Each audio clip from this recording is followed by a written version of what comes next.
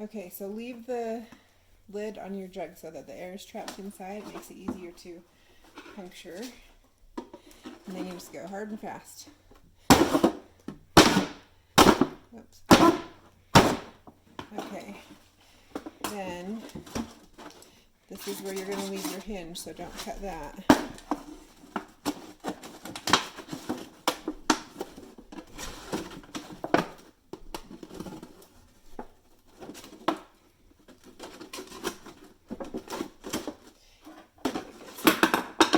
Hard to cut. Grab your scissors. It's a little harder to cut when it's been cut, and it's more flexible. So see there, you have a hinge. Kind of straighten your jug out if it got deformed. I've got holes punched in the bottom. Can you see those? Okay, and also you want to cut up near the handle so that you leave enough depth for your soil. This is potting mix. I've already mixed it with water in the bucket. It should be moist, but not like not soggy wet. Like you want to be able to form a ball with it, you know, but not have it crumble and not like be able to squish out water or having it drip or anything. Okay, so press your soil into it a little bit, and then I'll come back and I'll add the tape to seal that off. Okay, good. Okay. With flower seeds or little tiny seeds, I'll just sprinkle them over the top and sometimes not even cover them, but usually just cover them with a dusting. These are crookneck summer squash, yellow summer squash. So I'm planting them in groupings like hills.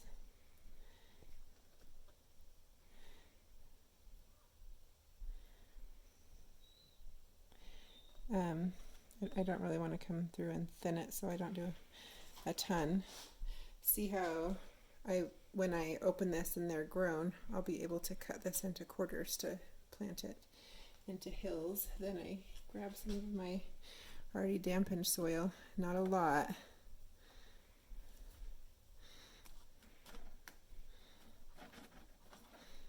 To put over them, because those are bigger seeds. So they want to be covered a little bit, but only maybe like a 1/4 inch, not a lot. And I'm going to take your lid off, and I put mine in a bag here to save them for days that are freezing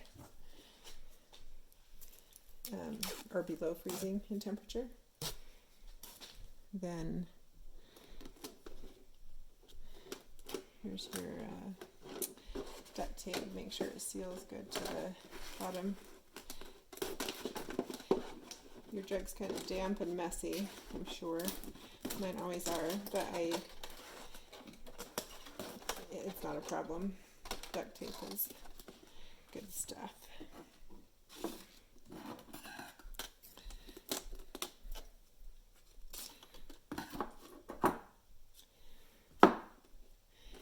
And this whole method is so forgiving that like you don't need to be precise at all.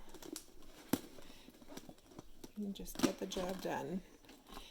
Okay, that was kind of bad.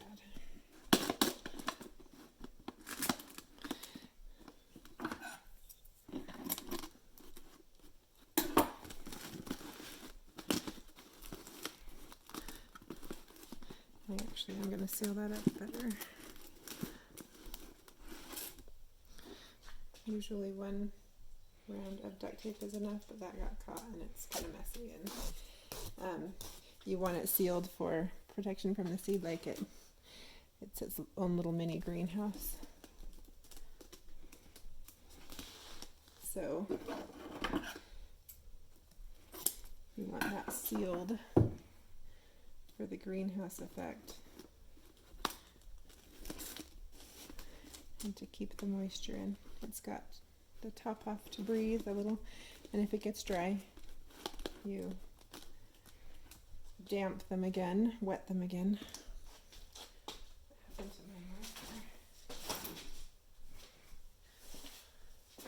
Well, I've lost my marker in my mess, but this is where I would write the name of my whatever I planted, and then I just take it outside here